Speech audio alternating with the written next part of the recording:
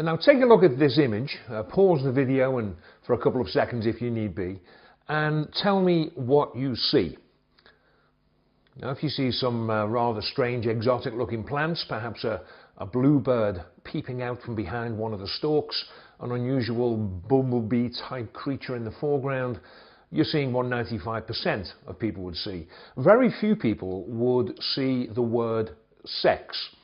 And yet, if I highlight it to you, it will now become so obvious. You'll think, oh my God, how did I miss that? It was staring me right in the face. Effectively now, you have sex on the brain. Every time I show you that image, you cannot help but see that word. But until you knew what you were looking for, it was invisible to you.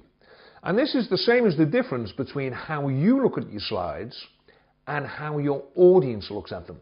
Now I'll come back to elaborate on that in just a minute, but I want to give you another example, an example from real life which I think illustrates this problem.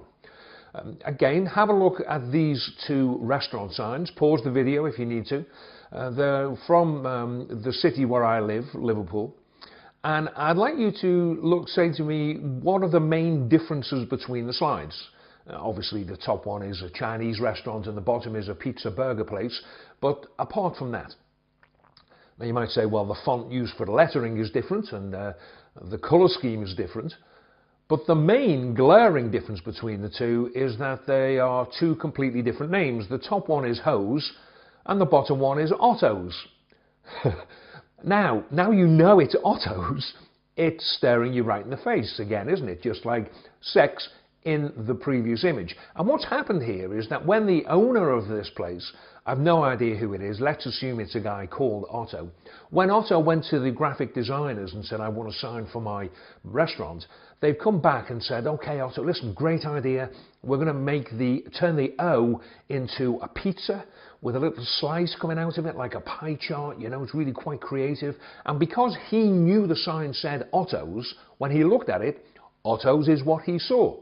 Not realizing that anyone looking at it from the first time would see Hose. And I used to drive past this restaurant quite regularly, and every time I saw the sign, I would instantly see Hose until my brain kicked in and said, no, remember, it's Otto's. And I used to think someone really should speak to this guy and explain this to him. And then one day somebody obviously did, because when I drove past, the sign had been changed to this. Now here, there is no possible ambiguity. It's obvious that it's Otto's. It's simpler, it's less complex. It delivers the message it's meant to deliver in a clear, unambiguous manner. And this really illustrates the problem we have between how we view our slides and our audience does. You see, if you've been involved in the design and construction of a slide deck, or maybe somebody else has designed it but you've given the presentation using those slides half a dozen times, you know those slides intimately. You know exactly the message that each slide is meant to convey, and therefore it's obvious to you. It jumps out of the slide every time you look at it.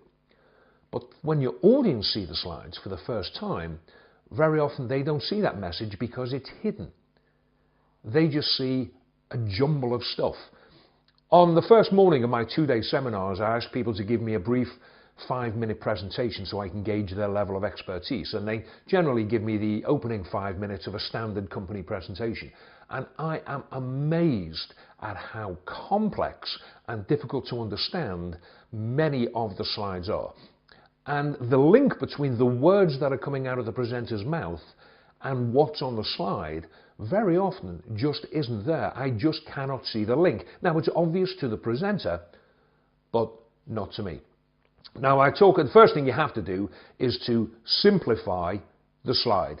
Take away the equivalent of the creative, let's turn the O into a pizza bit, and just make it very obvious what is being meant to convey. Now, I talk about simplification of slides in another video, the link to which you can see on the screen now. But assuming that you've done that and you've simplified them, they're less complex, they're very easy to understand, what you should always do is get someone who hasn't been involved in the construction of the presentation to have a look at the slides. Now, pick someone from within your company because they need to have enough knowledge about the general gist of the presentation to make their views worthwhile, but not someone from within your team or your department. If you're a salesperson, ask an engineer. If you're an engineer, ask someone in marketing and say, when I put this slide up, what message do you think it's giving out? Now, if they more or less give the same message that you're intending to give, then that's great. You may be surprised and they may come up with something completely different, in which case it's back to the drawing board and redesign those slides.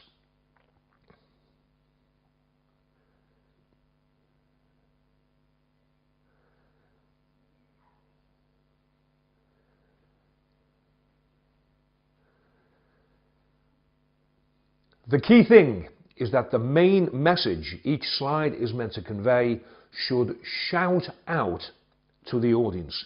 It shouldn't be hidden behind a lot of extraneous, unnecessary stuff. In other words, your audience should very clearly have sex on the brain.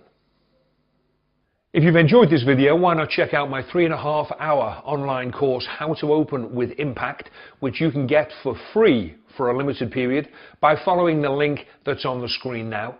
It's 32 bite-sized videos, so you can watch it whenever and wherever you like. You can binge watch the whole thing or consume it 5 minutes at a time, depending on your schedule. And as I said, for a limited period of time, it's free.